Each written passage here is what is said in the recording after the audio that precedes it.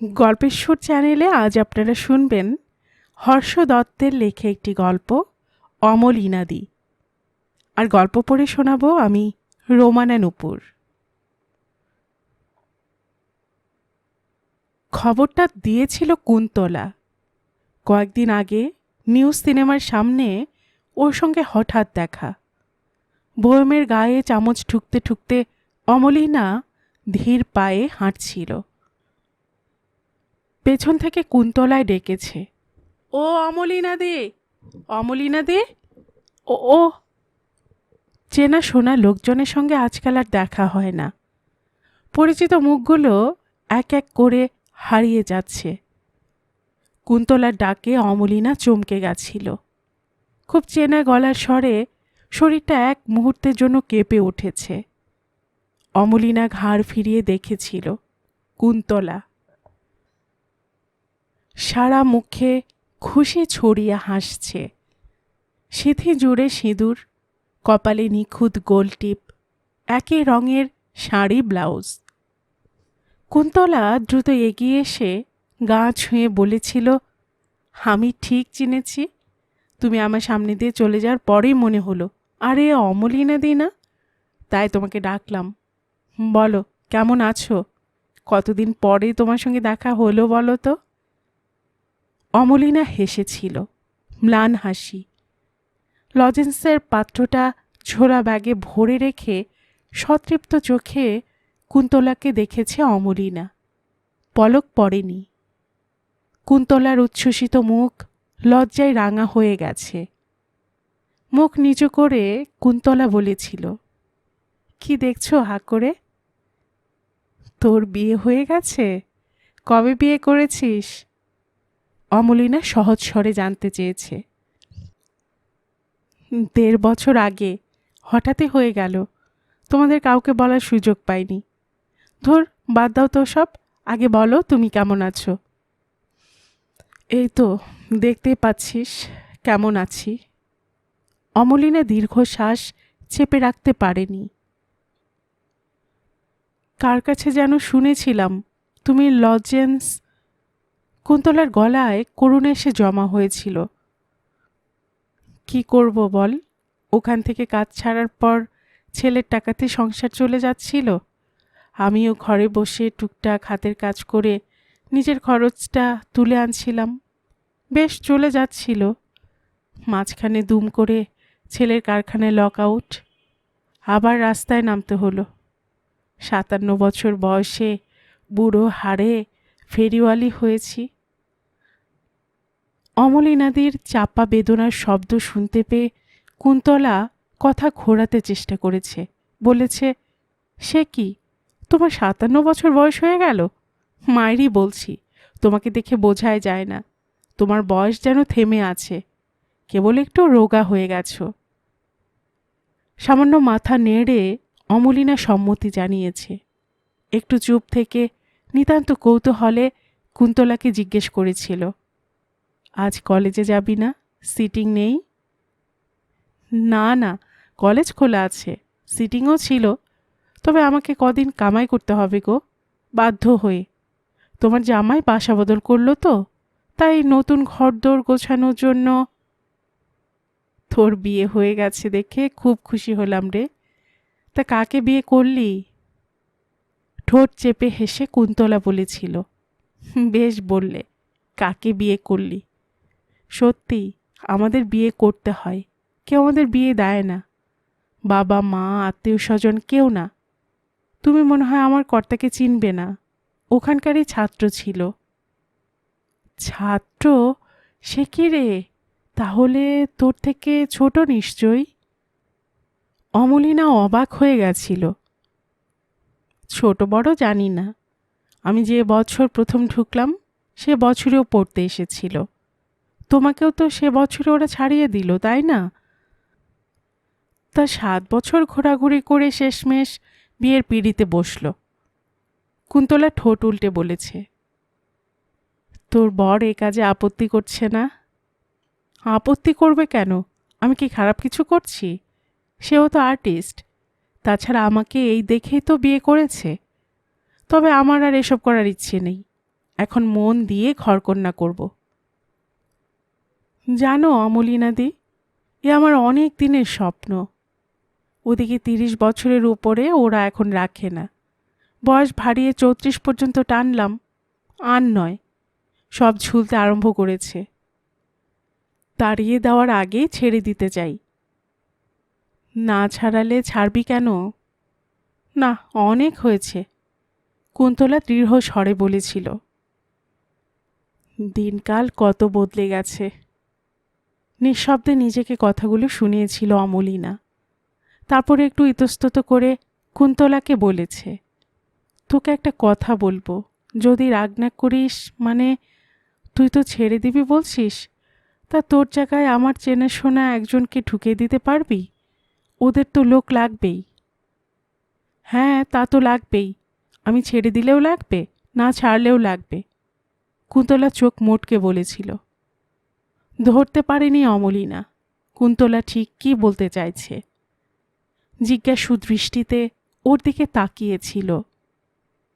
বুঝতে পারলে না? আরে বাবা, ওরা আর একজন নতুন মেয়ে নেবে। অনেক ছাত্র বেড়ে গেছে, এখনই 3rd ইয়ারে 2টো সেকশন, আবার একটা হবে শুনছি।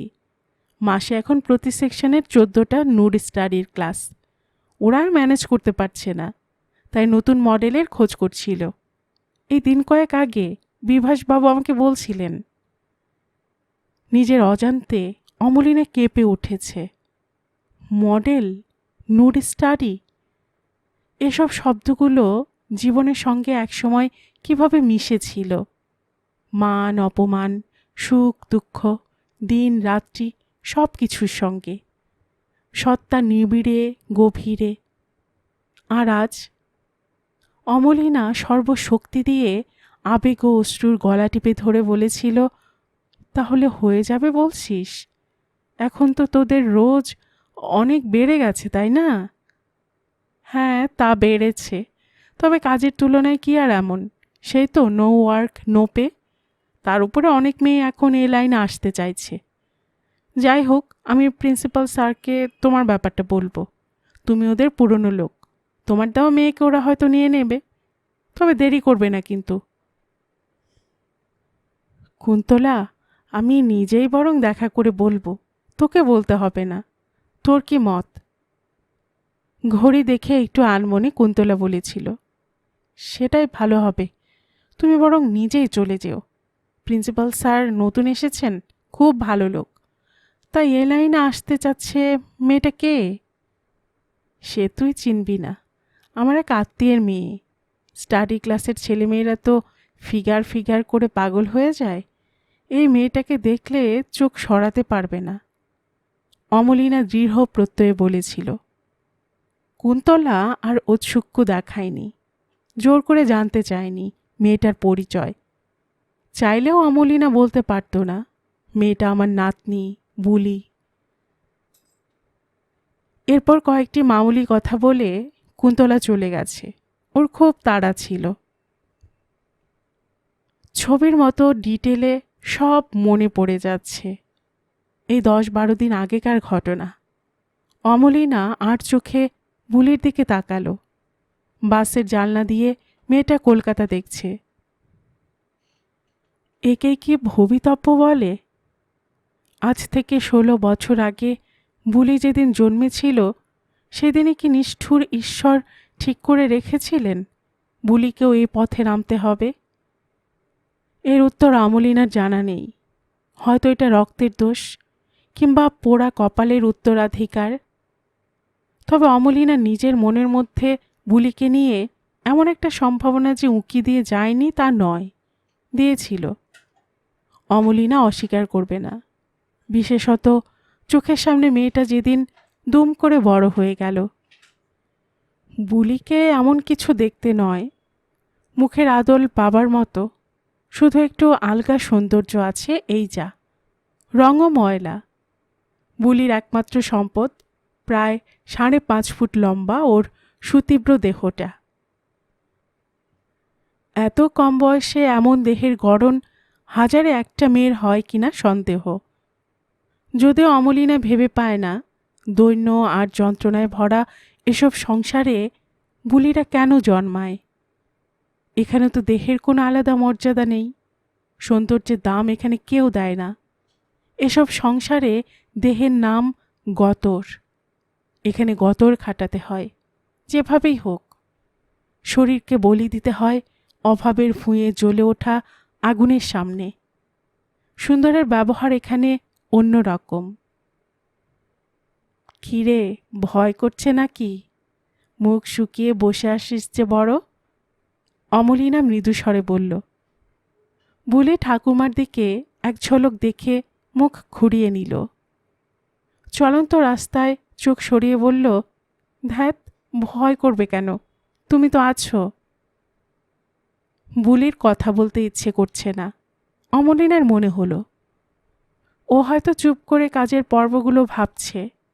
লজ্জা বলে যে শব্দটা মেয়েদের সারা অঙ্গে বৃক্ষলতার মতো পেঁচিয়ে থাকে, সেই শব্দটাকে হয়তো শেকড় বাকড় শুদ্ধ উপড়ে ফেলে দিতে চাইছে বুলি।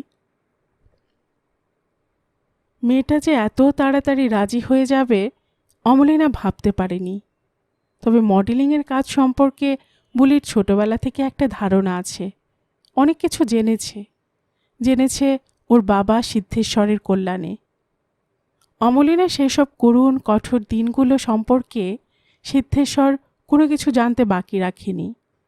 মাকে খারাপ প্রমাণ করার জন্য ছেলের গলা যখন তখন আকাশ ছুঁয়েছে। অমলিনার সঙ্গে ঝগড়া হলেই সেই দিনগুলোর কথা সিদ্ধেশ্বর টেনে এনেছে। শুধু তো বুলি নয়, সিংহী বস্তির আর কেউ জানতে বাকি নেই। রাজি হয়েছে ঠিকই, কিন্তু এই নগ্নতার প্রশ্নে ওর দ্বিধাগ্রস্ত মন এখনো শূন্যে ঝুলে আছে। বুলি বারবার বলছিল, এ মা, ওভাবে আবার দাঁড়িয়ে থাকা যায় নাকি? অমলিনা অস্বীকার করবে না, এ বড় কঠিন কাজ। বুলি যে নারী, নারীত্বের বেদনা পুরোপুরি মুছে ফেলা কি এতই সোজা? অমলিনাই নিজে পারেনি, অন্তত একদিনে। বিসর্জনের বাজনা শোনার আগ পর্যন্ত শেষ বস্ত্রখণ্ডটা আঁকড়ে ধরেছিল। অসম্ভব সংগ্রাম করতে হয়েছিল সেদিন। ওইভাবে সারাক্ষণ বসে থাকিস না, ঘাড় ব্যথা হয়ে যাবে। অমলিনা বুলিকে স্নেহের সুরে সতর্ক করে দিল। বুকের পাশ থেকে বিনুনিটা পিঠে ফেলে সামান্য ঘাড় নাড়ল বুলি। মেনকার কথায় সবচেয়ে আশ্চর্য হয়েছিল অমলিনা। বুলিকে এ লাইনে নামানোর প্রস্তাবটা মেনকাই প্রথম দিয়েছে। অমলিনা চমকে যায়নি, স্তম্ভিত হয়ে গেছে। পেটের মেয়েকে এমন ইনকামের রাস্তায় নামানোর কথা মেনকা শেষ পর্যন্ত ভাবতে পারল। অথচ তার এই ছেলের বউটি একসময় বুলিকে নিয়ে কত স্বপ্ন দেখেছে। বৌমার স্বপ্নভঙ্গের চেহারাটা এমন বেআব্রু হয়ে বেরিয়ে আসবে অমলিনা ভাবতে পারেনি। শাশুড়ির পূর্ববৃত্তি নিয়ে একটা চাপা ঘৃণা মেনকার মধ্যে চিরদিনই আছে। যদিও সিদ্ধেশ্বরের মতো প্রকাশ্য দিবালোকে অমলিনাকে খাটো করে দেবার মতো ঘেন্না উগরে দেয়নি মেনকা, তবু ঘৃণা ঘৃণাই, সে যেভাবে আসুক। আশ্চর্য, মেনকা সেই ঘেন্নার কাছেই আত্মসমর্পণ করল। সেদিন দুপুরে খেতে বসে মেনকা বলেছিল, কয়েকদিন ধরে তোমাকে বলবো ভাবছি। বুলি লেখাপড়ায় সুবিধে করতে পারল না, তার উপর না শিখল হাতের কাজ, না সেলাই ফোড়াই। বাপটার মতো আয়েসি আর কুড়ে হয়ে যাচ্ছে দিন দিন। পরশু সন্ধেবেলায় ঝিগিরি করে ফেরার পথে দেখি কোয়ার্টারগুলো সামনের রাস্তায় দাঁড়িয়ে চালপট্টির কানাই ছোড়াটার সঙ্গে ফষ্টি নষ্টি করছে, হিহি করে হাসে। মা মাগিকে দেখে যেন চিনতেই পারল না গো। বিকেল হলেই পাড়া বেড়াতে বেরিয়ে যাবে। তাই বলছিলাম, বুলিকে মডেলিংয়ের কাজে নামিয়ে দাও। কাজটা তো ভালোই, অন্তত ঝিগিরি থেকে ঢের ঢের ভালো। শুধু তো উলঙ্গ হওয়া, কেউ গায়েটে হাত দিতে পারে না, অথচ শরীরের সতীত্ব শরীরেই রইল। আবার কাঁচা টাকাও ঘরে এলো। তুমি কি বলো? মেনকার কথায় অমলিনা স্তব্ধ হয়ে গেছিল, মুখে গ্রাস তুলতে ভুলে গেছে। ছেলের বউয়ের কথাগুলো অবিশ্বাস্য মনে হচ্ছিল। গলার কাছে আটকে থাকা ভাতের দলাটা গিলে অমলিনা বলেছে, বৌমা, এ তুমি কি বলছো? অদ্ভুত সহজ সুরে মেনকা উত্তর দিয়েছিল। ঠিকই বলছি, অনেক ভেবেচিন্তেই বলেছি। তোমার ছেলের কারখানা এ জন্মে খুলবে না। মেয়েটা নিজের পথ নিজে দেখে নিক। ওই টাকায় ও খেয়ে পড়ে বেশ থাকতে পারবে। তুমি একটা ব্যবস্থা করো। কটা টাকার জন্য মেয়েটাকে এই নোংরামিতে নামিয়ে দেবে? অমলিনা লুকোনো অভিমানটাকে চেপে রাখতে পারেনি। কাজটা তো নোংরা। মুখ বেঁকিয়ে মেনকা বলেছে, দুবেলা দুমুঠো ভাতের জন্য মেয়েরা যেখানে শটান দেহ বিকিয়ে দিচ্ছে, নোংরা ফর্সার বাজবিচার না করে, সেখানে বুলি তো কেবল শরীর সাজিয়ে বসে থাকবে। ওই শিল্পী না আর্টিস্ট কি বলে ওদের জন্য। জীবনে অবাক অবাক অবাক হওয়ার মুহূর্তগুলো আসতে এখনও যে বাকি আছে, অমলিনা তা স্বপ্নেও ভাবেনি। সময়ের সঙ্গে সঙ্গে মেনকা কি সাংঘাতিক পাল্টে গেছে, অমলিনা এতটা আশা করেনি। মেনকার মুখ দেখে সন্দেহ হচ্ছিল না, তবু সংশয়ের রেশ টেনে অমলিনা বলেছিল, ভালো করে ভেবে দেখো বৌমা, আমি ন্যাংটো হয়েছিলাম বাধ্য হয়ে, প্রয়োজনে তাড়ায়, মরার হাত থেকে বাঁচতে। বুলির এসব দায় নেই। ওর সামনে এখনো দিন পড়ে আছে। তারপর সিধুকে ভুলে যেও না। ও জানতে পারলে। চরম অবজ্ঞায় থুতু শব্দ করে মেনকা বলেছিল, রেখে দাও তোমার ছেলের কথা। জানতে পারলে কি করবে? মারবে? খুন করে ফেলবে? অত সোজা নয়। এই যে তুমি বছরের পর বছর কাপড় খুলে দাঁড়িয়েছিলে, ও কিছু করতে পেরেছে? ওসব লোকের ক্ষমতা আমার জানা আছে। ঢ্যামনা সাপ, এদের মুখেই তরপানি। এই লোকগুলো জন্মেছে মা বউ মেয়ের গতর খাটানো রোজগারে খেয়ে পড়ে বেঁচে থাকার জন্য। বুলির সঙ্গে আমি কথা বলেছি, ও রাজি আছে। তুমি এরই মধ্যে একটা ব্যবস্থা করো দেখি। যার সঙ্গে ভালোবেসে মেনকা ঘর বেঁধেছে, তার সম্পর্কে এই নির্মম উপলব্ধিতে ও একদিনে পৌঁছয়নি। তলে তলে মেনকা এত দূর ভেঙে গেছে। অমলিনা ভীষণ অবাক হয়ে গেছিল।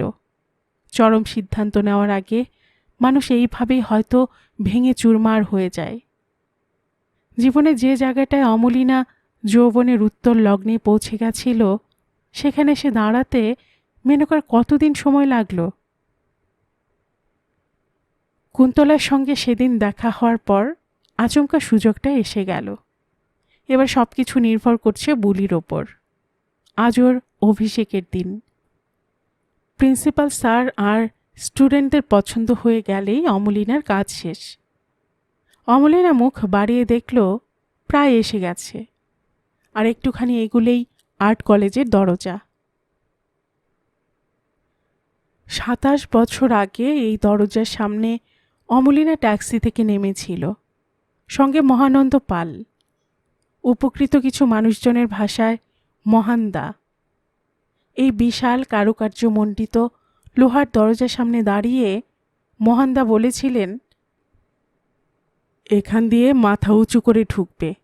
সবসময় মনে রাখবে, তুমি কোনো পাপ করনি, অপরাধ করনি। একটা বই যেমন ছাত্রদের গড়ে তোলে, তেমনি তুমি স্বয়ং ওদের প্রেরণা, জীবন্ত বই। তোমার দেহের প্রতিটি রেখা ওদের শিল্পী করে তুলবে। এ বড় কম কথা নয়। এসো। মহানন্দ পাল সম্পর্কে কাউকেই কখনো ভালো কথা বলতে শোনেনি অমলিনা। লোকটা অসৎ চরিত্রের, যত 2 নম্বরই 3 নম্বরই কারবারের সঙ্গে যুক্ত। দুস্থ মেয়েদের খুঁজে বের করে ব্যবসায় নামায়, পৃথিবীর সবচেয়ে আদিম ব্যবসায়। এসব অভিযোগের সত্যাসত্য জানার মতো সময় বা সুযোগ কোনোটাই অমলিনার ছিল না। মহান্দা নানাভাবে অমলিনাকে সাহায্য করেছেন। বাসন মেজে জীবনযাপন করার গণ্ডি থেকে ওকে বের করে নিয়ে এসেছিলেন এই শিল্পের জগতে। যদিও কয়েকবার মনে হয়েছিল লোকের কথাই ঠিক, মহানন্দ পাল মেয়েদের এইভাবে বাঁচাতে চায়, দেহটাকে অবলম্বন করে। এর বাইরে কি আর কোনো পথ নেই? তবু অমলিনা মহান্দার নিন্দে করতে পারবে না। অকৃতজ্ঞ হওয়ারও কোনো কারণ ঘটেনি। শুধু সেই মানুষটার গূঢ় অভিপ্রায় অমলিনার সামনে কখনো উদ্ঘাটিত হলো না। সেসব অতীত হয়ে গেছে। তবু আজ হঠাৎ মনে পড়ে গেল, একদিন বিকেলে এই দরজাটা সামনে থেকে নিজেকে ছোট করে দিয়ে মহানন্দ পাল বিদায় নিয়েছিলেন। কেন যে তিনি সেদিন অমলিনাকে বিয়ে করার প্রস্তাব দিয়েছিলেন, মোহনদা কি জানতেন না এটা একেবারে অসম্ভব? নাকি অমলিনাকে চিনতে পারেননি? এই সেই দরজা, যেটা পেরিয়ে গেলেই বুলির জীবনযুদ্ধের পথ শুরু হবে। অনাবৃত রেখার কারুকার্য আর ক্ষুধার্ত পেটের ছলচাতুরি যে পথে হাত ধরাধরি করে চলবে, এই চলাটাকেই মনে হয় লোকে শিল্প বলে ভাবে, সুন্দর বলে ভুল করে। এত সকাল সকাল আসার কোনো দরকার ছিল না। কলেজের দরজাটা সবে খুলেছে, ক্লাসরুমগুলোর ঝাড়পোছ এখনও শেষ হয়নি। আসলে একটা টেনশন অমলিনাকে তাড়িয়ে এনেছে। বুলিকে এরা নেবে কি নেবে না সেটা এখনও অনিশ্চিত। ইতিমধ্যে অমলিনা একদিন এসে প্রিন্সিপালের কাছে আর্জি জানিয়ে গেছে। সেদিন লুকিয়ে এসেছিল, কত বছর পরে। অধ্যক্ষের খাস বেয়ারা রাধে শ্যাম ছাড়া আর কেউ ওকে নজর করেনি। স্যার ও ছাত্রছাত্রীরা কি একটা এক্সিবিশন নিয়ে ব্যস্ত ছিল, দোতলায় লোকজন ছিল না। আজও তেমনি নিঝুম। ঝাড় দেওয়ার শব্দ আর গোলা পায়রার বকম বকম ছাড়া অন্য কিছু কানে আসছে না। টানা বারান্দার দুপাশে ভাস্কর্যের অদ্ভুত সব নমুনা ছড়িয়ে ছিটিয়ে রাখা আছে। নানা রঙের পাথর, কাঠ আর তুতে লাগা কাঁসা পেতল দিয়ে তৈরি নানান মূর্তি। সবকটাকে ভালো করে বোঝাও যাচ্ছে না। দেওয়ালে টাঙানো আরও কিম্ভূত সব ছবি। বুলি ভীরু পায়ে ঘুরে ঘুরে সব দেখে নিচ্ছে। পুরনো দিনের বিশাল বাড়িটার সারা অঙ্গে যেন পরতের পর পরত বিস্ময়ের রং লাগানো। একটা লম্বা চওড়া ছবির সামনে গিয়ে বুলি থমকে দাঁড়ালো। মেয়ে লোকের ছবি, কিন্তু ভয়ঙ্কর। মেয়েটার চোখ নেই, মণিকোটরে দুটো অন্ধকার গর্ত, আর ওর বুক দুটো লাউয়ের মতো ঝুলছে। বিশ্রী! এর নাম ছবি? বুলি সারা গা ঘুলিয়ে উঠল। ছবিটা সামনে থেকে কয়েক পা পিছিয়ে এসে বুলি ডাকল, ও ঠাকুমা, এদিকে দেখবে, এসো। প্রিন্সিপালের ঘরের বাইরে পেতে রাখা বেঞ্চিটায় অমলিনা বসেছিল। উঠে আস্তে আস্তে বলল, কি দেখে অমন সিটিয়ে গেলি? ওই দেখো, একেবারে পেতনির ছবি। এগুলো কেন টাঙিয়ে রেখেছে? বলি সারা মুখে অবজ্ঞা। এমন কথা আর কখনো বলিস না।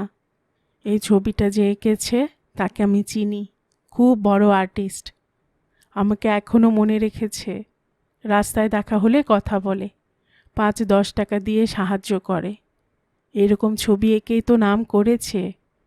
দেখেছিস এখানে সব কটা ছবির থেকে কেমন আলাদা? কপালে হাত ছেঁকিয়ে অমলিনা বলল, যেন সেই অনন্য স্রষ্টার উদ্দেশ্যে প্রণাম নিবেদন। চোখ নেই, বুক দুটো ওইভাবে ফেটে বেরিয়ে আছে, এসবের মানে কি ঠাকুমা? বিরক্ত হয়ে বলি জিজ্ঞেস করল। কত মানে টানে কি আমি জানি? তুই এখানে বছরখানেক কাজ কর, সব জানতে পারবি। এটা কি আর অমনি অমনি টাঙিয়েছে? নিশ্চয় মানে আছে, এমন মানে যে শুনলে হয়তো চোখের জল পড়বে। তোমার ওই এক কথা, চোখের জল। চোখের জল সস্তা নাকি? আহা, রাগ করছিস কেন দিদি? আয়, বসবি আয়। অমলিনা সমস্ত স্নেহ উজাড় করে নাতনিকে ডাকল। আজ ওকে কিছুতেই কষ্ট দেওয়া চলবে না, যেন কোনোভাবেই বুলির ভেতরের গোপন দুঃখ আর ক্ষোভগুলো দেহের বাইরে বেরিয়ে না আসে। মেয়েটা খুব সহজে মেনকার কথায় রাজি হয়েছে বলে মনে হয় না। খুব প্রসন্ন চিত্তে ব্যাপারটাকে নিয়েছে কি, সংকল্পের মতো। অমলিনা ঠিক ধরতে পারছে না। মেনকা কি ওকে প্রেশার দিয়েছে? একটু একটু করে ঘনিয়ে আসা আরও কঠিন, আরও অন্ধকারময় দিনগুলোর ছবি এঁকে ওকে রাজি করিয়েছে। অমলিনা ওদের কাছ থেকে এসব জানতে চায়নি। তবে যদি নিমরাজি হয়েও বুলি এ লাইনে টিকে থাকতে পারে তাহলে ওরই মঙ্গল। কুন্তলার মতো এখান থেকেই ও হয়তো একটা স্বামী জুটিয়ে ফেলবে, বলা যায় না। পয়সার জন্য বুলিকে হয়তো এর চেয়েও খারাপ কাজ করতে হতো। ভগবান ঠিক সময়ে মুখ তুলে চেয়েছেন। বুলি সেই অর্থে বেঁচে গেল। অমলিনা জানে ভদ্রলোকেরা বুলিকে খারাপ পেয়েছিলে বলবে, আঙুল তুলে দেখাবে ওর নিজস্ব জীবিকার দিকে। কিন্তু সেটাই তো সব নয়। এই কলেজ বাড়িটা, এখানকার মানুষজনেরা বুলিকে সম্মান জানাবে, একটা নিখুঁত মডেল হিসেবে ওকে চিরদিন মনে রাখবে। আর কি চাই? সবচেয়ে বড় কথা, লেখাপড়া জানে না বলে, সুন্দরী নয় বলে এবার আর বুলিকে বাপের গলগ্রহ হয়ে বেঁচে থাকতে হবে না। বুলি স্বাধীন, বুলি রোজগেরে। সিদ্ধেশ্বরী এবার ওর পয়সায় গোফে তেল মাখাবে। অমলিনা বেঞ্চিতে বসে বিড়বিড় করে বলল, আমি আর কদিন, একদিন রাস্তায় মোড়ে পড়ে থাকব, সেদিন একটাই সান্ত্বনা নিয়ে আমি চোখ বুঝব, বুলির হিল্লে হয়ে গেছে। একটি মেয়ে আর দুটি ছেলে অবিরাম কথা বলতে বলতে বারান্দার মাঝখানের বাঁকে মিলিয়ে গেল। ওদের হাতে সাইড ব্যাগে রোল পাকানো কাগজের মেলা। সকালের প্রথম ছাত্রছাত্রী এরা। বুলি ওদের দেখে ত্রস্ত পায়ে এগিয়ে এসে ঠাকুমার পাশে বসে পড়ল। তোকে নিয়ে নেবে দেখিস, বাদ দিতে পারবে না। শোন, প্রিন্সিপাল স্যার যদি বয়স জিজ্ঞেস করেন বলবি 18। অমলিনা চারদিকে চেয়ে নিয়ে নিচু স্বরে বলল, কেন? বুলি সংকুচিত হয়ে গেল। বলা যায় না, 16 বছর শুনে হয়তো বাচ্চা বলে বাতিল করে দিতে পারে। দু চোখে কৌতুকের ঝিলিক তুলে বুলি জিজ্ঞেস করল, কি গো, আমাকে কি বাচ্চা মনে হয়? না, তা নয়, তবে বলা তো যায় না, ওই 16 শুনেই হয়তো ফিরিয়ে দিতে পারে। ওরে, আমিও তো বয়স লুকিয়েছিলাম, তবে তোর মতো বাড়াইনি, কমিয়েছি। তুমি কত হয়েছিলে? আস্তে, কি আবার শুনে ফেলবে, একটু মনে করতে দে, বলছি। আর তোর ঠাকুরদা যে বছর মারা গেল, আমি সে বছর 29। না না, পাক্কা 30-এ পড়েছি। এখানে চালিয়ে দিলাম 25 বলে, এরা ধরতে পারেনি। আমি যে বিধবা, আর 15 বছরের একটা দামড়া ছেলে আছে আমার, তাও গোপন করেছিলাম।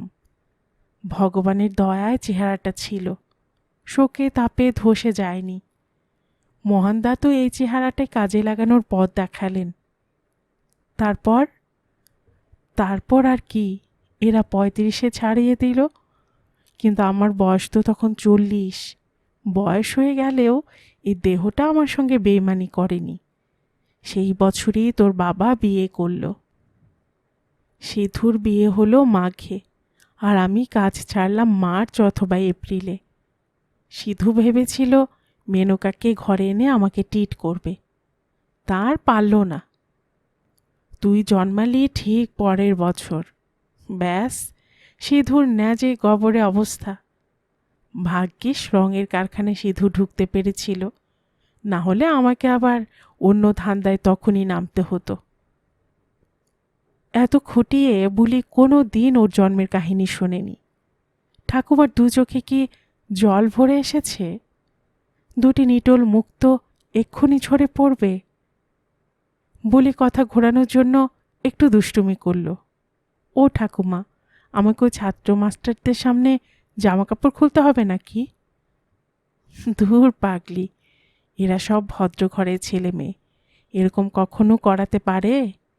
তোর চিন্তা নেই, আলাদা ঘেরা টোপ জায়গা আছে, সেখানে সব ছেড়ে ছুঁড়ে ক্লাসে এসে দাঁড়াবি। তারপর স্যার যেমন পোজ দিতে বলবে তেমনি পোজ দিবি। প্রথম প্রথম কাকাল ব্যথা করবে, পরে দেখবি সব ঠিক হয়ে যাবে। কোনো ছেলে যদি গায়ে হাত দেয়, অসভ্যতা করে, যদি চোখ মারে, তখন কি করব? কখনো এসব হবে না। তোর কি মাথা খারাপ হয়েছে? মেয়ে স্টুডেন্ট আছে না, দেখবি ওরাই তোর ইজ্জত নিয়ে মাথা ঘামাচ্ছে। ঘাবড়াচ্ছিস কেন? এটা কলেজ, খারাপ পাড়া নয়। আচ্ছা, প্রথম প্রথম আমি না হয় স্টাডি ক্লাসে গিয়ে বসবো, যতদিন না তোর লজ্জার ভয়ের ডিম ভাঙছে। আমি তাই বলেছি নাকি? যাও, তোমাকে থাকতে হবে না বলি অভিমানে মুখ ঘুরিয়ে নিল।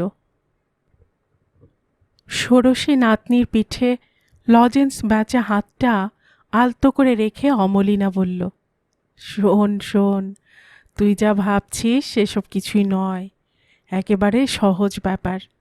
দেখবি তোর মতো আরও 5-6 জন মেয়ে আছে, ওদের সঙ্গে তোর বন্ধুত্ব হয়ে যাবে। তবে হ্যাঁ, ছেলে স্টুডেন্টদের মধ্যে কেউ কেউ হয়তো তোর সঙ্গে আলাপ করবে, তোর শরীরের প্রশংসা করবে একটু আড়ালে নিয়ে গিয়ে। ওতে গলে যাবি না। মানুষের মোহ কেটে যেতে কদিন। আর কেউ যদি বাড়ি যেতে বলে, যাবি না। কেন বাড়ি যেতে বলবে কেন? বলি বিস্মিত।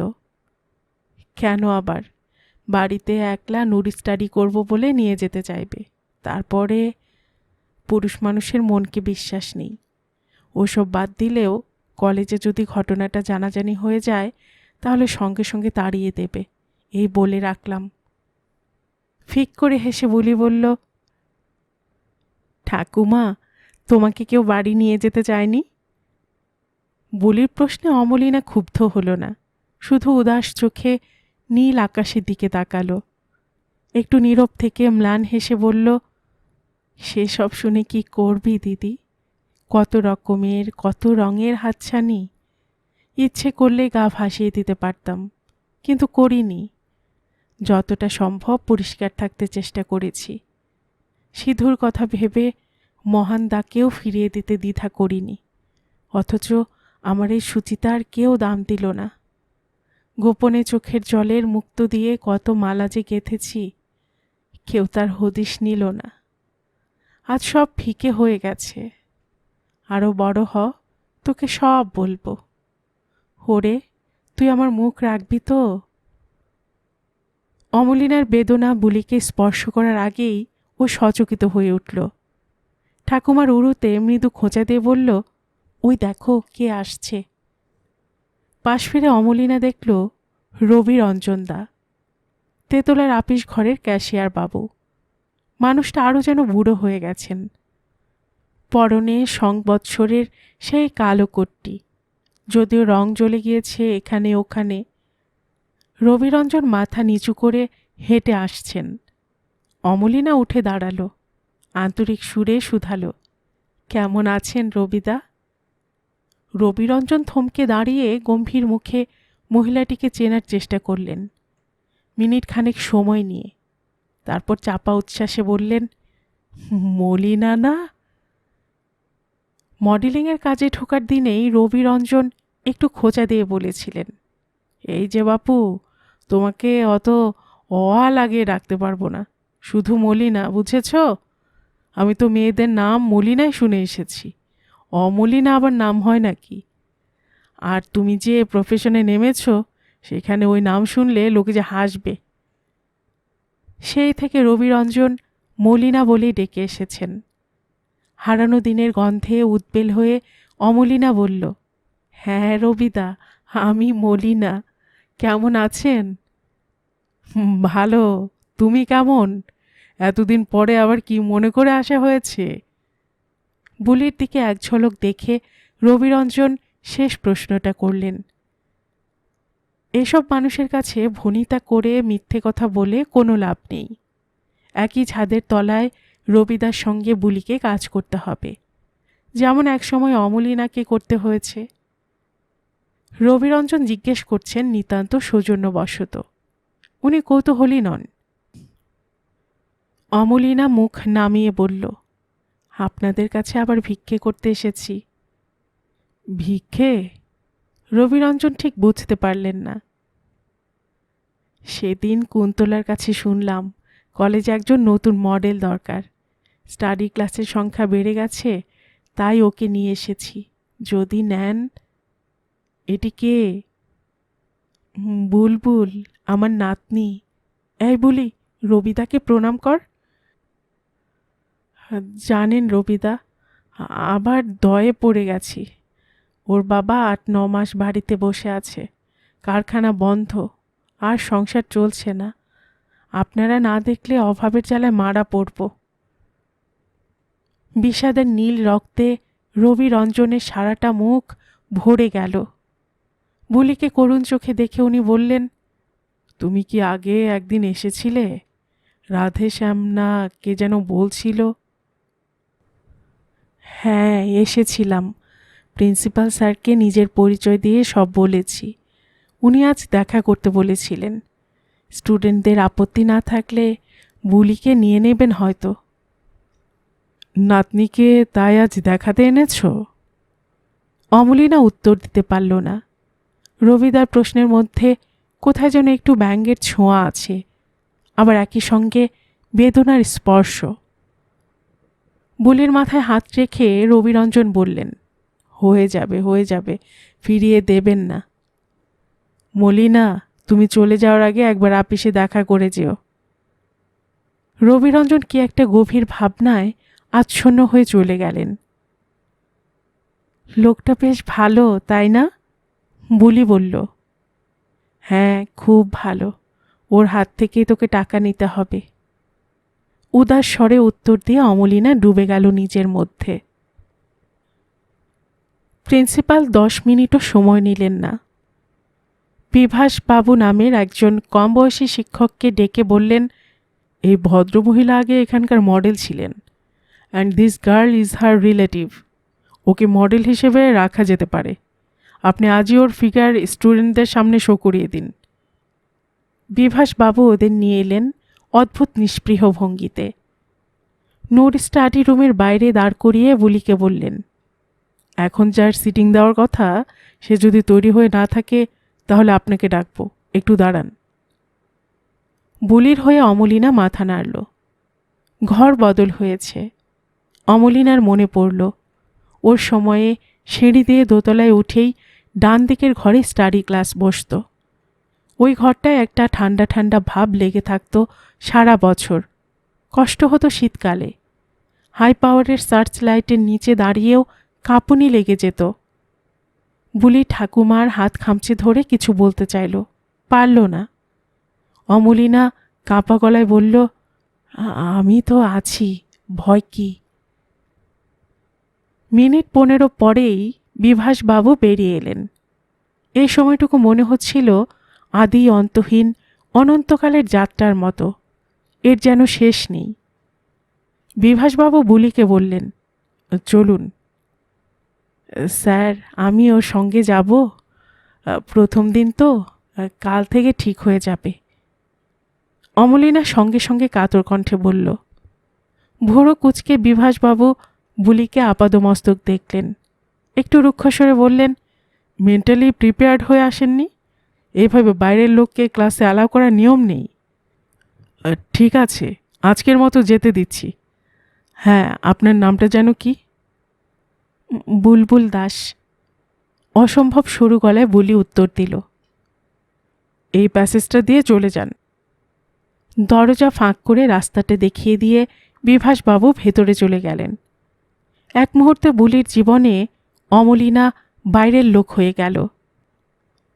লজ্জায় চোখ বন্ধ করে বুলি দাঁড়িয়ে আছে। ওর শ্যামলা মুখে লজ্জার রক্তিম আভা। অমলিনা একটু একটু করে ওকে নিরাবরণ করে দিচ্ছে পরম মমতায়। পরিপূর্ণ দেহটা কিভাবে কুড়ির মতো ধীরে ধীরে ফুটে উঠছে বুলি তা কল্পনাই করতে পারবে না।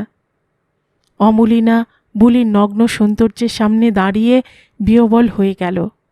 এত নিখুঁত, এত সুন্দর।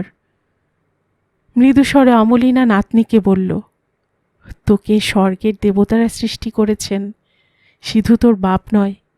নে দিদি, চল, ওরা অপেক্ষা করে আছে। বন্ধ চোখের পাতার তলায় এত জল জমেছিল অমলিনা ভাবতে পারেনি। বুলি চোখ মেলতেই টপটপ করে ঝরে পড়ল। এক অব্যক্ত ব্যথায় দুমড়ে মুচড়ে গেল অমলিনার বুকের ভেতরটা। প্রবল ধিক্কারের মতো কিছু একটা সশব্দে বাইরে বেরিয়ে আসছে। কাঠের ঘেরাটোপের এক কোণে রাখা লম্বা আয়নাটার দিকে চোখ সরে গেল। দর্পণে দুই নারীর প্রতিচ্ছায়া, আবৃত আর নগ্ন।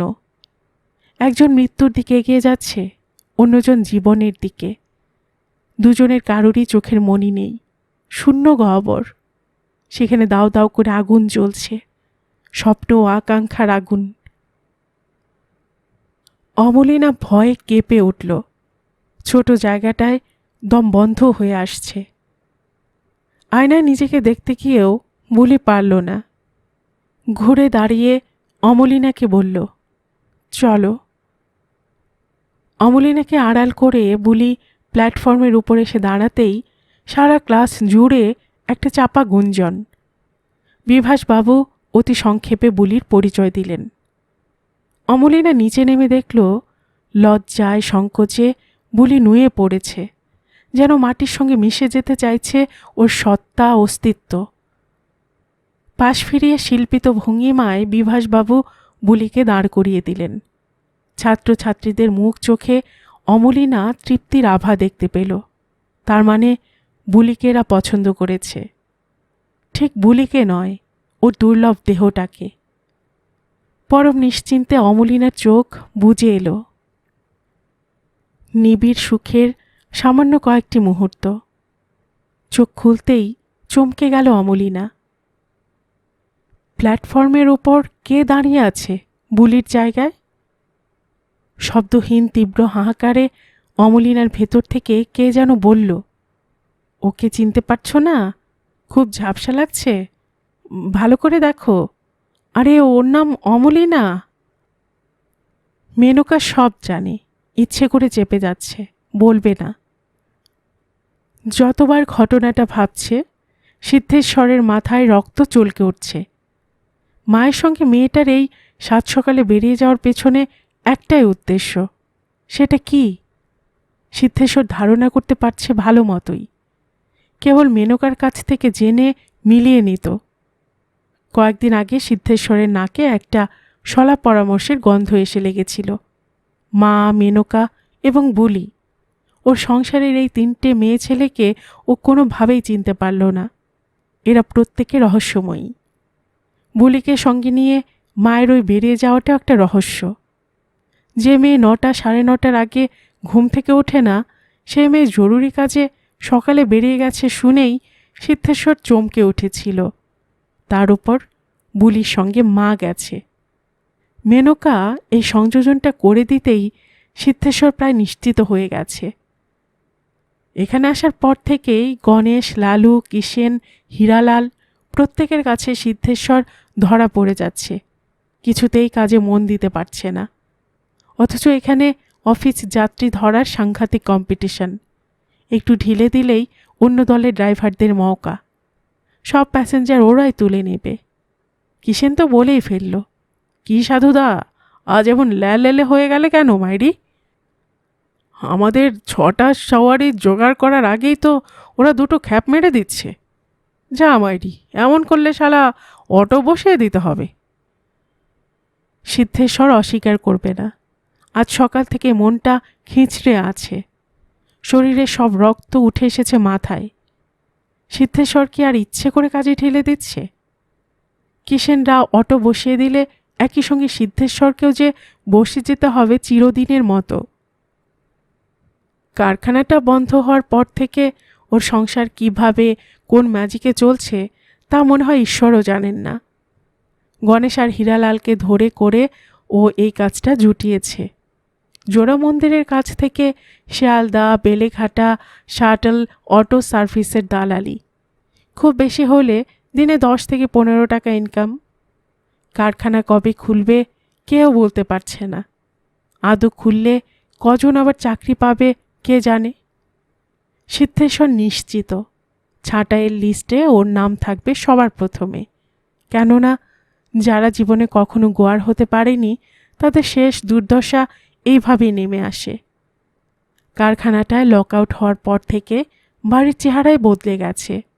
বদলে গেছে মা, বুলি ও মেনকা। আজকাল বুলি তো বাপকে মানুষ বলে গণ্য করে না। এমনভাবে সিদ্ধেশ্বরের সঙ্গে কথা বলে যেন রঙের কৌটোয় লেবেল মারছে। মেনকা গভর্নমেন্ট কোয়ার্টারে ঠিকে ঝিয়ের কম্ম নিয়েছে। বেলা 3টে নাগাদ বেরিয়ে যায়। কটা ফ্ল্যাটে বাসন মাজে সিদ্ধেশ্বর জানে না।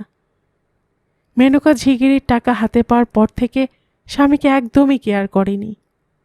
বাকি রইল মা, সিংহে বস্তির সকলের অমলিনাদি।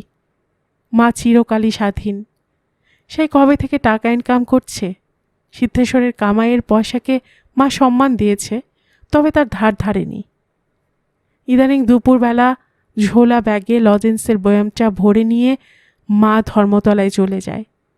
রাত 7টা, 7:30টায় বাড়ি ফেরে।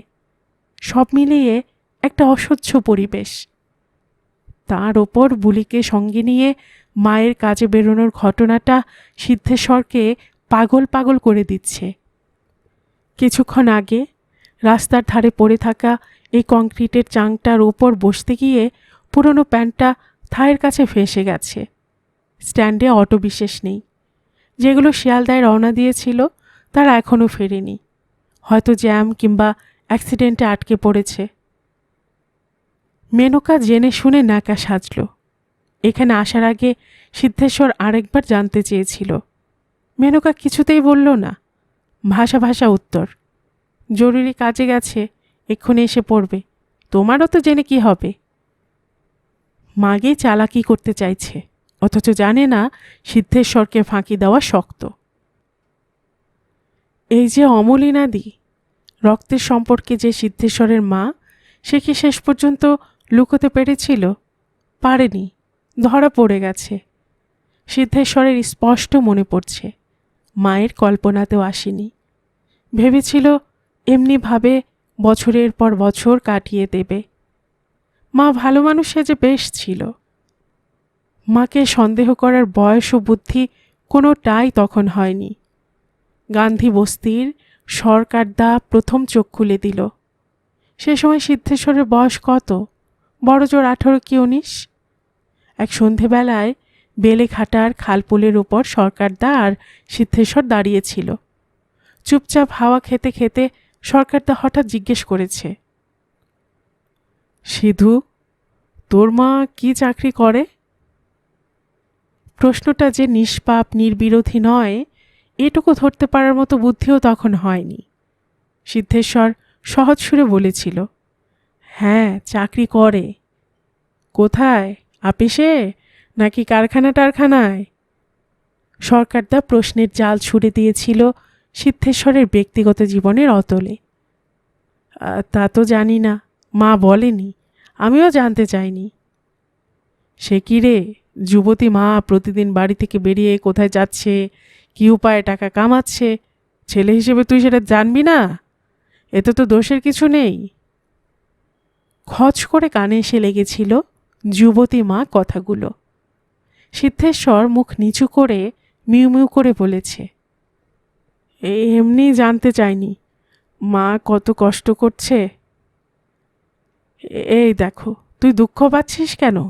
আমি কি বলেছি কষ্ট করছে না? কষ্ট সবাই করছে। তোর বাবা যদি বেঁচে থাকতো, সে কি কষ্ট করতো না? নাকি করেনি? কাজ করে প্রত্যেককে খেতে হয়, তবে কি না দেখতে হবে ইনকামের ধরনটা কেমন, কিভাবে টাকা কামাচ্ছিস। সিদ্ধেশ্বর বোকার মতো হাঁ করে সরকারদার পাশে দাঁড়িয়েছিল। খালের পচা জলের গন্ধে হালকা বাতাস মাঝে মাঝে ভারী হয়ে উঠেছে। ব্রিজের রেলিংয়ে হেলান দিয়ে সরকারদা আবার বলেছে, যেমন তুই লেদ মেশিনের কাজ শিখছিস, এসব শিখে রেখে পয়সা ইনকাম করবি। আমি ডাইসের কাজ জানি, তেমনি। আসলে তোর মাকে কে যেন বলছিল, অমলিনাদি খারাপ। আচ্ছা, তোর মা কবে থেকে কাজে বেরোচ্ছে? প্রায় 3 বছর হয়ে গেল। সামান্য চিন্তা করে সিদ্ধেশ্বর বলেছিল, 3 বছর? আশ্চর্য, আমার কাছে অন্য খবর ছিল। যাই হোক, আসলে একটা খারাপ লোকের সঙ্গে তোর মাকে অনেকে যাতায়াত করতে দেখেছে। খারাপ লোক? সিদ্ধেশ্বরের কৈশোর যৌবনের সন্ধিস্থল সেদিন প্রবলভাবে নড়ে উঠেছিল। তাহলে আর বলছি কি, তুই হয়তো চিনিস না, রাসমণি বাজারের মহানন্দ পাল, আমরা ওকে এক ডাকে চিনি।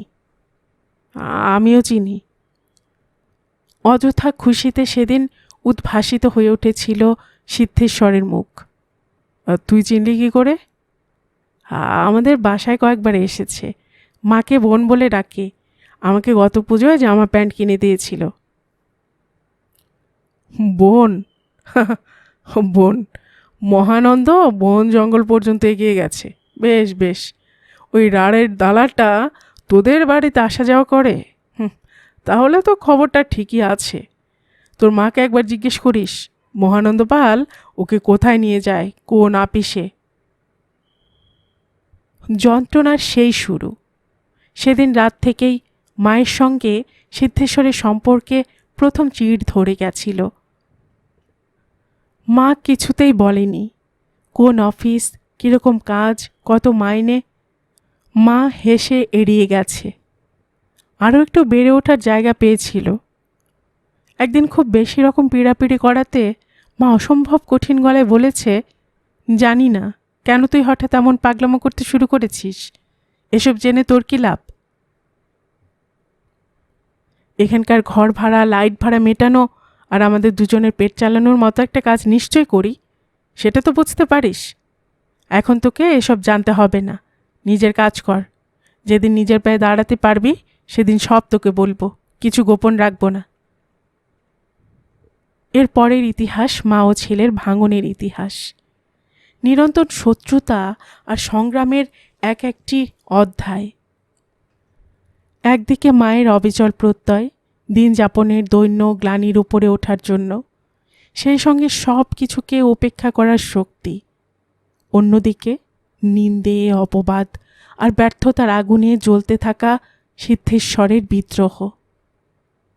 সরকার তাই একসময় মায়ের সম্পর্কে সব খবর জুটিয়ে এনেছিল। কুৎসিত দৃশ্য দেখে মানুষ যেভাবে ঘৃণা প্রকাশ করে, তেমনভাবে সরকারদা বলেছিল, তোর মা তো মডেলের কাজ করে। মডেল কাকে বলে জানিস? মডেল হলো ন্যাংটো মেয়ে ছেলে। তোর মা আর্ট কলেজের ছেলে মেয়েদের সামনে কাপড় খুলে দাঁড়ায় আর তারা ওই দেখে ছবি আঁকে। চোখ বুজে একবার চিন্তা কর, দেখবি গা হাত পা শিরশির করবে। শেষকালে অমলিনাদি শরীর দেখানোর বিজনেসে নামলো। কবে শুনবো বেবুসে হয়ে খদ্দের। গোপন দলিলের মতো মায়ের সামনে এ সত্যগুলো সিদ্ধেশ্বর মেলে ধরেছিল। মা সেদিন আর কোনো কিছু ঢাকতে চেষ্টা করেনি, নীরবে সব স্বীকার করেছে। সিদ্ধেশ্বরের মনে আছে স্বীকারোক্তির মুহূর্তে মায়ের গোলগাল ফর্সা মুখটা অসম্ভব যন্ত্রণায় নীল হয়ে গেছিল। শত চিৎকার চেঁচামেচি, মহানন্দ পালকে জড়িয়ে খারাপ ভাষায় কথা বলা, বাড়ি থেকে চলে যাওয়ার ভয় দেখানো, এগুলোর কোনোটাই মাকে টলাতে পারেনি। প্রথম প্রথম মা নীরবে সব সহ্য করেছে, ছেলেকে ক্ষমা করে দিয়েছে নিঃশব্দে। পরে অবশ্য মাও গলা চড়িয়েছে বস্তির ভাষায়, ক্লেদ ক্লিন্ন জীবনের অসহনীয় আর্তনাদে। তীব্র ঝগড়া শেষে মা প্রতিবারই বলেছে, তোর বাবার মতো আমি আত্মহত্যা করতে পারবো না। আমার পেটে খিদে আছে, আমি বাঁচতে চাই, তাই লাজ লজ্জা বিসর্জন দিয়েছি। তুই আমার গায়ে থুতু দিলেও কিছু করার নেই। দরকার মনে করলে বাড়ি থেকে সোজা বেরিয়ে যেতে পারিস। সিদ্ধেশ্বর হেরে গেছে দারুণভাবে। পেটের ছেলে শত্রুতায় মা ভয় পায়নি। লাভের মধ্যে হয়েছে সিংহী বস্তি আর গান্ধী বস্তির সকলে জেনে গেছিল অমলিনা দাস শরীর দেখে টাকা ইনকাম করে। কেউ কেউ বিষয়টাকে আরও নোংরা জায়গায় টেনে নামিয়েছে। সিধুর মা লাইনের মেয়ে, এমন একটা ধারণাই শেষ পর্যন্ত চালু হয়ে গেছিল সারা এরিয়ায়। নোংরা খবরের সত্যাসত্য কেউ যাচাই করে না। মায়ের ক্ষেত্র তার অন্যথা হয়নি। সিদ্ধেশ্বর আরও কিছুদিন হয়তো লড়াইটা চালিয়ে যেতে পারত, সম্ভব হলো না মেনকার বাবার জন্য। ওই আর একটা হারামজাদা লোকটা তড়িঘড়ি মেনকাকে গলায় ঝুলিয়ে দিল। আসলে সেই সময় মায়ের সঙ্গে দূরত্ব যত বেড়ে গেছে, মেনকাকে তত কাছে পেতে চেয়েছে সিদ্ধেশ্বর। ওর বাবা সেই সুযোগটা নিতে ছাড়েনি। অবশ্য শ্বশুরই সিদ্ধেশ্বরকে রঙের কারখানার কাজটা পাইয়ে দিয়েছিল। বহুদিন আগে সেই নগ্নতার জগৎ থেকে মা বিদায় নিয়েছে। মায়ের অমলিনা নামটা নিয়ে যারা প্রকাশ্যে ব্যঙ্গ বিদ্রূপ করত, হাসত, খারাপ কথা বলতো, তারা এখন ছায়ার মতো হারিয়ে গেছে। এমনকি সেই উত্তাল অপবাদের ওপর সময়ের ধুলোর পুরো আস্তরণ পড়েছে। তবু মায়ের সঙ্গে সিদ্ধেশ্বরের অদৃশ্য যুদ্ধ এখনও চলছে। বাবার ফেলে যাওয়া নিম্ন মধ্যবিত্তের উত্তরাধিকারকে উপেক্ষা করে তাকে পেছনে ফেলে রেখে সিদ্ধেশ্বর কিছুই করতে পারল না, না অর্থ, না দিন যাপনের সৌষ্ঠব। বরং অবনতির কাঁটাটা অতি দ্রুত নিচের দিকে নেমে যাচ্ছে। মায়ের সুবর্ণ সুযোগটাকে কাজে লাগাচ্ছে। সিদ্ধেশ্বরের অসহায়তাকে তুরুপের তাসের মতো এই রহস্যময়ী হাতে তুলে নিল। মা চাকাটাকে এইভাবে ঘুরিয়ে দিতে চাইছে। মাকে একসময় চরম শত্রু বলে মনে হতো, মা আজও তাই। বুলিকে নিয়ে মা যা করতে চাইছে তা সেই পুরনো শত্রুতার দিক বদল। কি গরু, সেই থেকে চোখের পাতা পড়ছে না যে? জেগে জেগে ধ্যান করছো নাকি? খেতে যাবে না? অটোটাকে রাস্তার ধার ঘেঁষে রেখে দিয়ে গণেশ বলল। সিদ্ধেশ্বর সামান্য চমকে গিয়ে উঠে পড়ল। কখন থেকে এভাবে বসে আছে কে জানে। গাড়ি পরিষ্কার করার তেলচিটে কাপড়টায় হাত মুছতে মুছতে গণেশ বলল, সিধুদা, তুমি কিষেনকে একটু বলে দিও, আমার ফিরতে দেরি হবে। বউ মেয়ে বাড়ি নেই, নিজেকে ভাত টাত বেড়ে খেতে হবে। তুমি বলে দে কিন্তু, চলি। বাড়ি নেই? সিদ্ধেশ্বর হঠাৎ পাগলের মতো চিৎকার করে উঠল। কেন বাড়ি নেই? কোথায় গেছে? বউ মেয়েকে কেন বাড়ির বাইরে বেরোতে দিয়েছিস? গণেশ অবাক হয়ে থমকে দাঁড়ালো। সিধুদা নেশা টেশা করেছে নাকি? আজ সকাল থেকে লোকটা কেমন যেন হয়ে আছে, এলে বেলে, চিটগ্রস্তের মতো। এতক্ষণে 5টা টাকাও কামিয়েছে কিনা সন্দেহ। সিধুদাকে দেখলে মায়া হয়। মানুষটা একেবারে মেরুদণ্ডহীন, শক্ত হয়ে দাঁড়ানোর ক্ষমতাটাই হারিয়ে ফেলেছে। গণেশ রাগ করতে গিয়েও হেসে ফেলল, বলল, তোমার মাথায় বায়ু চড়ে গেছে, চান টান করে খেয়ে ঘুমাও গে। সিদ্ধেশ্বর উঠোনে পা দিয়েই দেখতে পেল দেওয়ালের গায়ে ঠেস দিয়ে দাঁড় করানো মার বুলির জুতো। তার মানে ওরা ফিরে এসেছে। 2 মিনিট থমকে দাঁড়িয়ে পড়ল সিদ্ধেশ্বর। এ পাশটা বস্তির পশ্চিম দিক। সিদ্ধেশ্বরকে বাদ দিয়ে যারা এদিকে থাকে তারা সবাই নানান উপায়ে পয়সা করে নিয়েছে। গুরুদাস সাহাতো ছোট একটা কালার টিভি কিনেছে মাস 5-6 আগে। গুরুদাসের দখলে 2টো ঘর। একটা ঘরে চাল ফুঁড়ে উদ্ধত অ্যান্টেনা আকাশের দিকে তাক করে আছে। পয়সা আর ধান্দাবাজি দুটোই সিংহীর পশ্চিমের বৈশিষ্ট্য। এদিককার পুরুষরা এখন রাস্তায়, মেয়েরা নিশ্চিন্তে ঘুমোচ্ছে ঘরের খিল তুলে দিয়ে। সিদ্ধেশ্বরকে কেউ লক্ষ্য করল না। মার বুলিকে ঠিক 3 বার জিজ্ঞেস করবে সিদ্ধেশ্বর, কোথায় যাওয়া হয়েছিল, কোথায় গেছিলে, কোথায় গেছিলি? উত্তর দিতেই হবে। দরকার মনে করলে আরও 3 বার চান্স দেবে সিদ্ধেশ্বর, কিন্তু বলতেই হবে। অমলিনা দাস ভেবেছে এটা কি, যা খুশি তাই করবে? নিজে খারাপ তাই বলে বুলিটাকেও খারাপ করে দেবে? সিদ্ধেশ্বর যতদিন বেঁচে আছে ততদিন বুলির ভাগ্য ওর বাপের হাতে। অনাহারে মরে গেলেও বুলির নিস্তার নেই। আজ মায়ের সঙ্গে শেষ বোঝাপড়া, বহুদিন আগেকার একটা হিসেব এবারও বুঝে নেবে। হতশ্রী ঘরটায় পা দিয়ে সিদ্ধেশ্বর দেখল মেনকা মেঝেতে বসে আছে। ওর সারা মুখে অজানা তৃপ্তির চিহ্ন। মার বুলি ক্লান্ত হয়ে তক্তপোষের উপর গা এলিয়ে শুয়ে পড়েছে। পরনের কাপড় এলোমেলো, মনে হচ্ছে আসন্ন ঝড়ের জন্য ওরা যেন প্রস্তুত হয়ে আছে। কোনো উত্তেজনা নেই, আর 5টা দিনের মতোই স্বাভাবিক। সিদ্ধেশ্বর আরও খেপে গেল। ওর অস্তিত্ব ওদের কাছে আজ যেন আরও মূল্যহীন। রাগে কাঁপতে কাঁপতে সিদ্ধেশ্বর জানতে চাইল, আই বুলি, সকালে কোথায় বেরিয়েছিলি? কেন বাবার কাছে গেছিলি? কোন বাবার কাছে গেছিলি?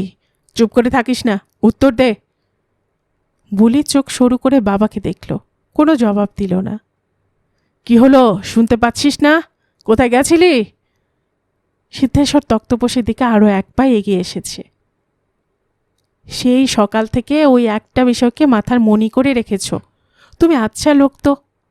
মেনকা হালকা স্বরে বলল। চুপ কর, লাথি মেরে তোর মুখ ভেঙে দেব। আমি ওদের কাছে জানতে চাইছি, ওরা বলবে।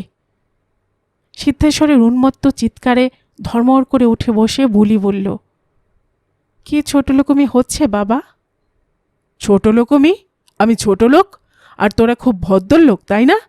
তোরা ছোট লোক, তোরা বেশ্যা, ডাইনি, হারামজাদি কোথাকার। তুই ভেবেছিস আমি কিছু জানি না? সব জানি। ওই অমলিনা তোকে আর্ট কলেজে নিয়ে গেছিল, তুই মডেল হয়েছিস, ঘর ভর্তি লোকের সামনে উলঙ্গ হয়ে দাঁড়িয়েছিলি। ওই মাগি অস্বীকার করতে পারবে? ছ্যা ছ্যা, তুই নিজেকে বিকিয়ে দিয়ে এলি। আমি সিদ্ধেশ্বর কথা শেষ করতে পারিনি বলি হঠাৎ দুহাটুর মাঝখানে মুখ লুকিয়ে ফুঁপিয়ে কেঁদে উঠল। এখন কাঁদছিস কেন? জানি তোর কোনো দোষ নেই। ওই শালি তোকে ভুলিয়ে ভালিয়ে নিয়ে গেছে, আজ ওটাকে শেষ করে দেব। চকিতে ঘুরে এসে সিদ্ধেশ্বর ঘরের কোণ থেকে দরজার আলগা খিলটা তুলে নিল। অমলিন এখনো শুয়ে আছে। ওর দু ঠোঁটের ফাঁকে লগ্ন হয়ে আছে সরু চাঁদের মতো এক টুকরো হাসি। খবরদার, মায়ের গায়ে হাত তুললে তোমাকে জ্যান্ত রাখবো না। রুখে ওঠার আগেই মেনকা খাটের তলা থেকে কয়লা ভাঙার হাতুড়িটা টেনে বের করে এনেছে। মার, মার দেখে কত বড় সাহস! সিদ্ধেশ্বর মেনকার দিকে ধেয়ে এলো। অমলিনা কল্পনাও করতে পারেনি মেনকা সত্যি সর্বশক্তি দিয়ে সিদ্ধেশ্বরের কপালের উপরে হাতুড়িটা বসিয়ে দিল। সে বাধা দেওয়ার সময়টুকু পেল না। মুখ থুবড়ে রক্তের ঘূর্ণিস্রোতের মধ্যে সিদ্ধেশ্বর পড়ে আছে, বুলি স্তব্ধ পাথর। দরজায় মাথা ঠুকে কাঁদছে মেনকা।